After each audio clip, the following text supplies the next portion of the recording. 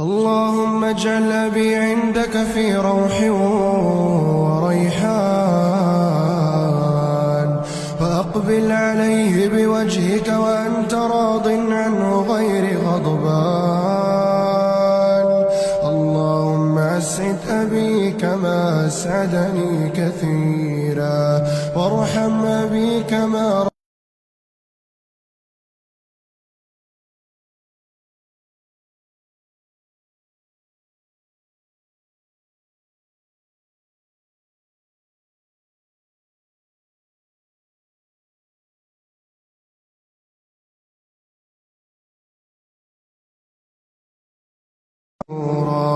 اللهم يمن كتابه ويسر حسابه وثقل ميزانه وثبت على الصراط أقدامه.